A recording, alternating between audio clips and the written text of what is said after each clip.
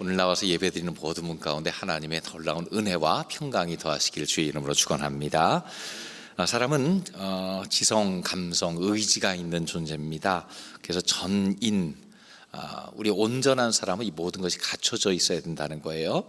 그런데 그런 부분에서 참 통제하기 참 어려운 영역이 우리 감정의 영역이죠. 왜냐하면 서서히 다가오기보다 어느 순간 갑자기 훅 하고 다가오기 때문에 그래요. 뭐 전조증상이라도 있어야 뭐 피할 텐데 갑자기 다가오면 감당이 안 돼요. 그래서 분노하는 사람이나 그 주변에 보면 자신도 힘들고 상대방도 고통스러운 걸 보게 됩니다. 원인은 참 다양하죠. 그런 가정에서 태어났습니다. 그런 사람도 있고요.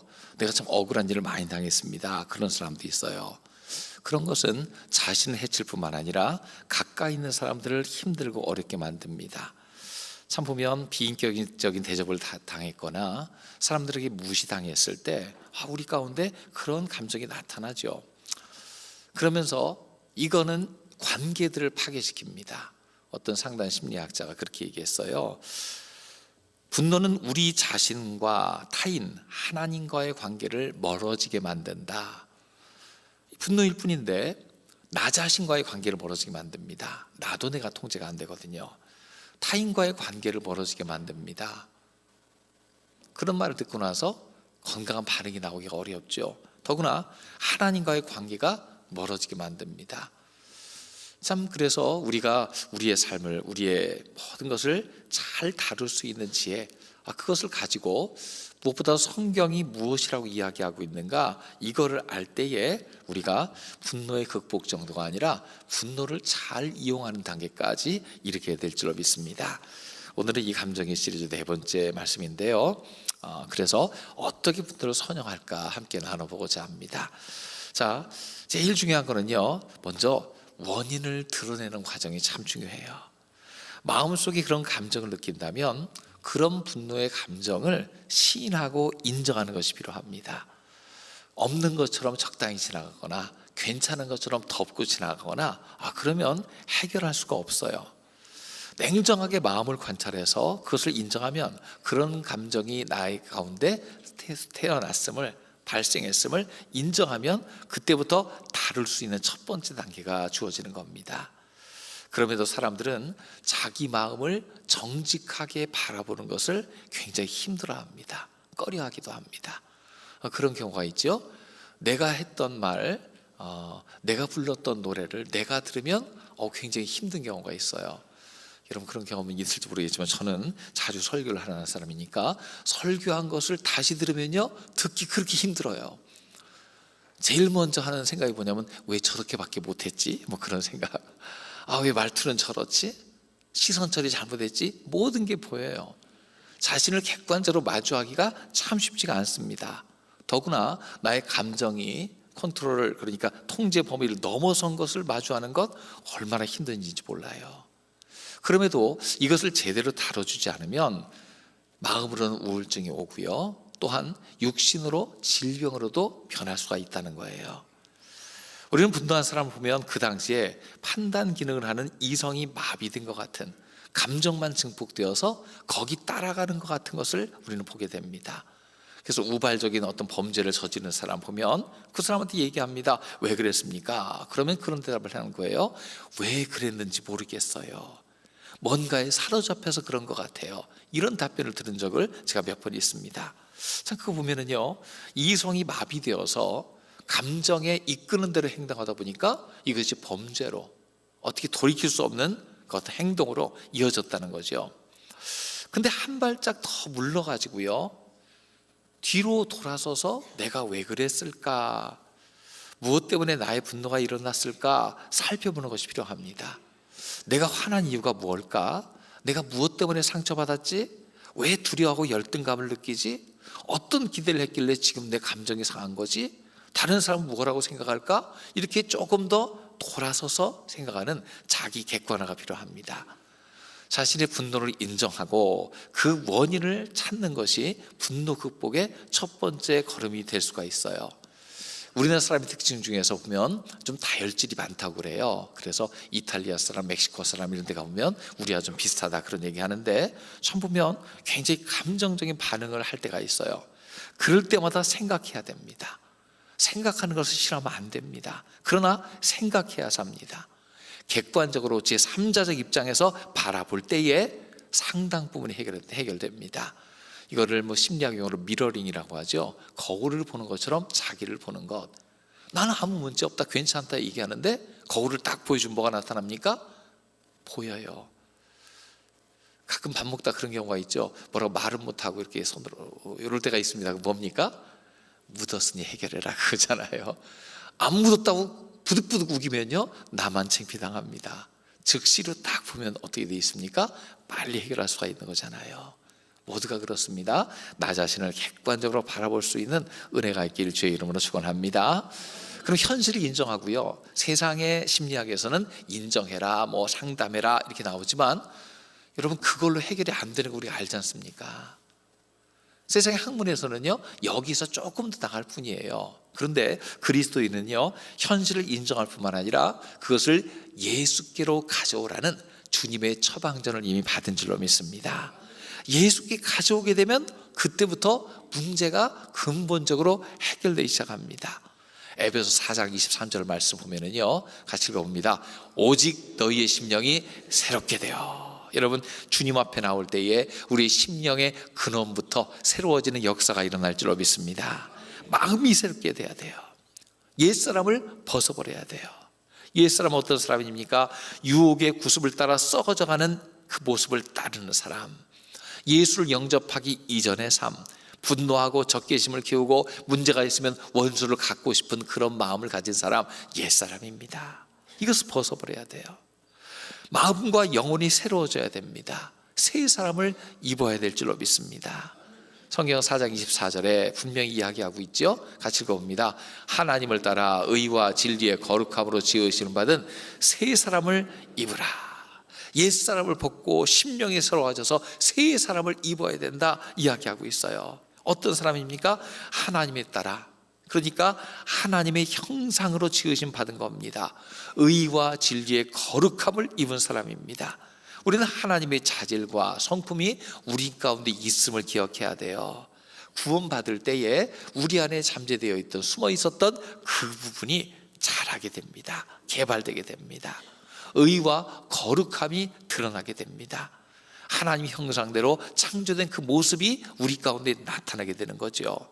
의는 올바르고 충실한 생활입니다. 거룩함은 하나님에 속해서 악에 물들지 않은 상태입니다. 어디서 가능합니까? 우리 안에 진리 되신 예수 그리스도가 계실 때 가능합니다. 예수님께서 날 위해 십자가 지실 때에 우리의 모든 감정의 연약함도 상처도 다 짊어지고 하셨습니다. 그 가운데 나오는 열등감도 우월감도 분노도 다 짊어지고 하셨습니다. 그러므로 예수께 나의 감정을 맡겨 주님 주시는 평안을 누리며 살아가는 우리 모두가 되시길 주의 이름으로 축원합니다. 내 마음의 상처에서 비롯된 분노, 적대감 시인하고 그 원인을 살펴서 치유자 되신 예수께로 가져가 해결받는 우리 모두가 되길 주의 이름으로 축원합니다. 자, 이 원인을 살폈다면요, 이제부터 예수께서 해결할 수 있는 능력이 있다는 것을 믿었습니다. 그때부터 우리의 삶은요, 분노를 통제할 수 있게 됩니다. 이거를 다룰 수 있는 능력을 갖게 되는 거예요. 자, 우리 가운데 화가 나고 분이 일어날 때 그걸 그대로 내버려 두거나 증폭되도록 그냥 방치하게 되면 어떻게 됩니까? 큰 화가 일어나게 돼요. 그런 예를 들어봤으면 좋겠어요. 집마다 그 압력밥솥 쓰고 계시죠. 쿠쿠 밥솥, 세계적인 밥솥 있지 않습니까? 근데 보면은 압력밥솥 모드로 하게 되면 어느 정도가 지나면 어떻게 됩니까? 이게 압력이 가득 찼을 때에 갑자기 우리가 딸랑딸랑거리면서 김이 막 새기 시작합니다. 근데 그 김 빠지는 과정이 있어야 맛있는 밥이 완성돼요. 이거 있기 전에, 이런 자동 시스템이 있기 전에 그 압력밥솥 쓰게 되면 어떻게 됩니까? 삐삐거리고 김이 빠지기 시작하면 가가지고요, 이렇게 칙 눌러갖고 김을 빼줘요, 수동으로. 그리고 온도를 낮춰줍니다. 그러면 그 짧은 시간에 그 꽉 찬 압력이 어느 정도 빠지면서 그 나머지 압력이 밥을 익혀가지고요, 밥이 맛있게 돼요. 똑같은 쌀을 가지고 밥을 했음에도 불구하고 어떤 건 푸석푸석해지는가 하면 어떤 곳에는요 윤기가 흐르고 아주 찰진 맛있는 밥이 됩니다. 점심 가까운데 밥 얘기해서 미안합니다.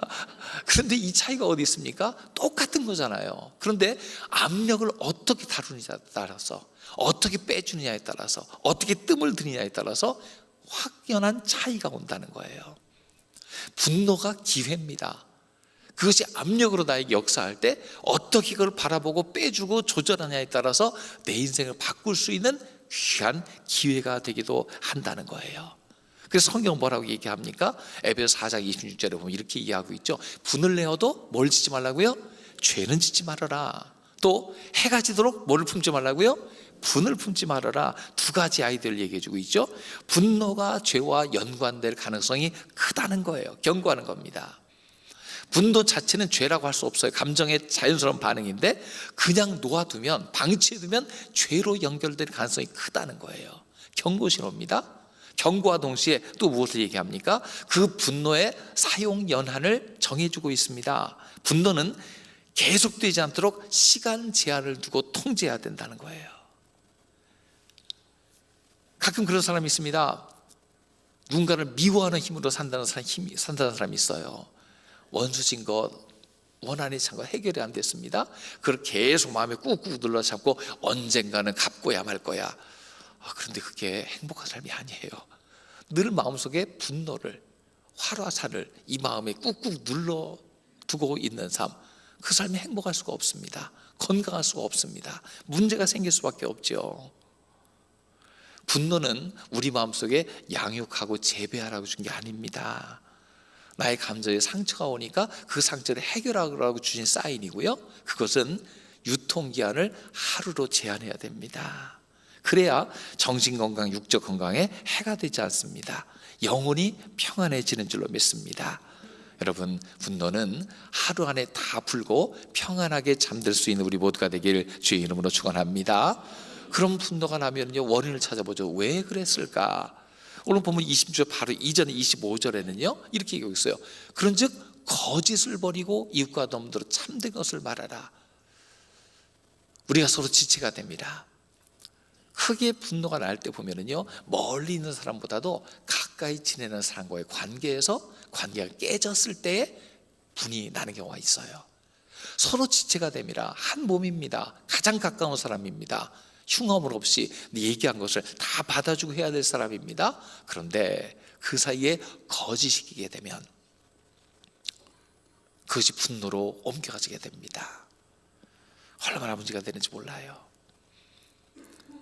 서로 간의 관계가 깨어지고요, 상처가 되고요,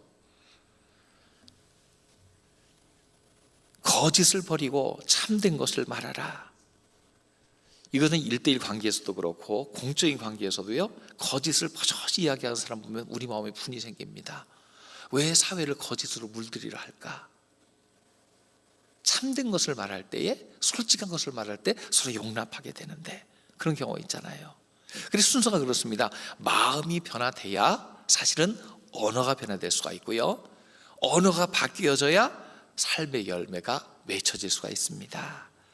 우리 가장 근본인 마음이 바뀔 때에 말도 바뀌고 인생도 바뀌고 분노가 승화되어서 더 좋은 결과를 맺게 될 줄로 믿습니다. 그러면 마음을 바꿔야지 마음대로 됩니까? 쉽게 되지가 않죠. 우리 마음을 바꾸기 위해서는요 내 힘으로 되는 것이 아니라 우리 안에 성령께서 역사하셔야 가능한 줄로 믿습니다. 에베소 4장 27절 보세요. 마귀에게 틈을 주지 말라. 자, 분노한 틈을 타서 마귀가 틈탄다고 했잖아요. 우리 마음에 분노, 거짓 이런 것이 보이면요 그 틈을 기가 막히게 비집고 들어와서 내 마음과 생각에, 사람과의 관계 속에 틈을 보고 영향을 미칩니다. 하나님이 주인 되셔야 되는데 그 틈을 타서 들어와 가지고요 마치 포도는 허는 작은 여우처럼 들어와서 악한 일을 행하기 시작합니다.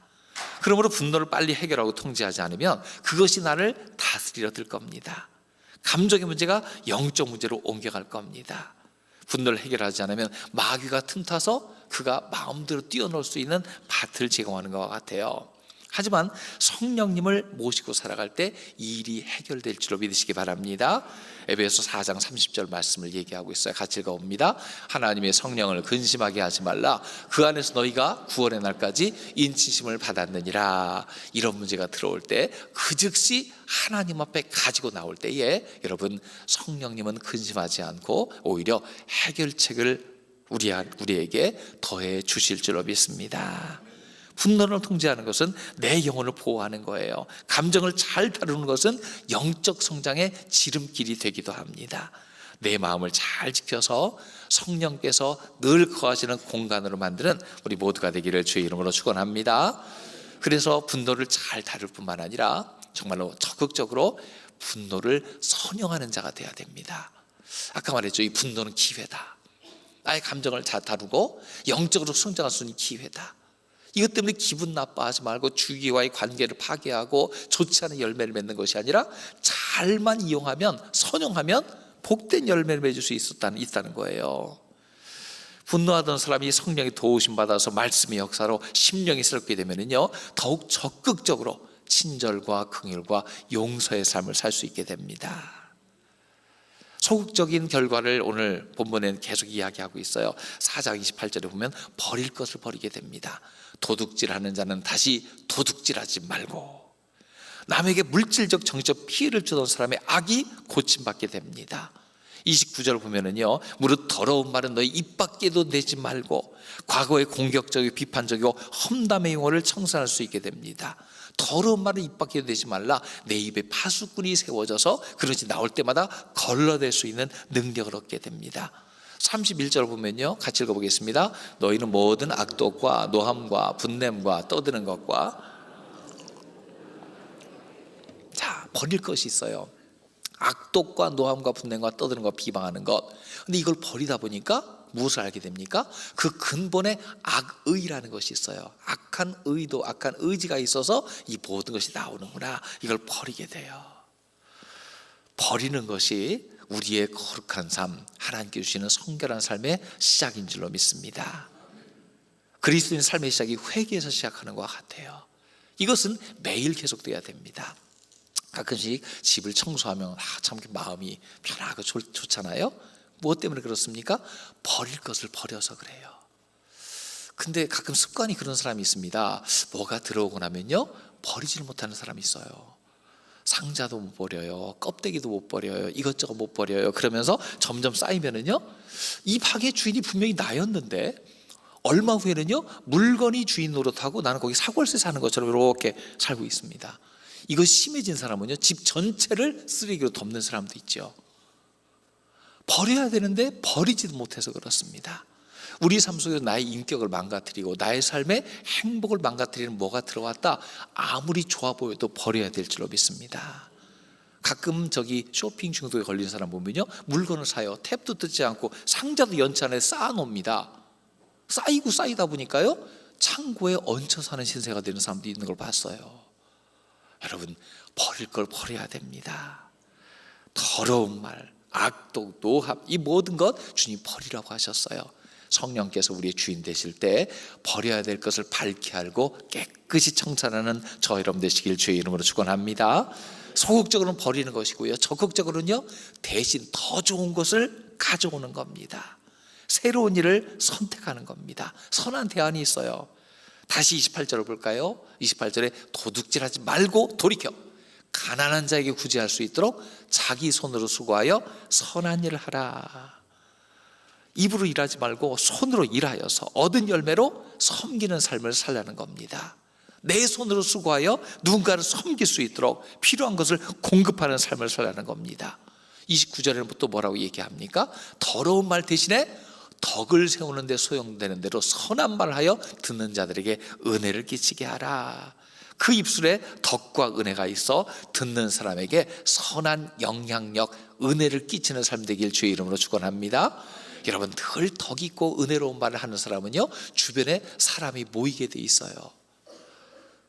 가시만 들고 사는 사람은요, 가까이 가면 찔리니까 안전거리를 두고 살지만 늘 덕 있는 말, 선한 말, 은혜 있는 말을 하게 되면요, 사람이 모여지고 그 사람의 영향력은 점점 더 더해지게 되어 있습니다.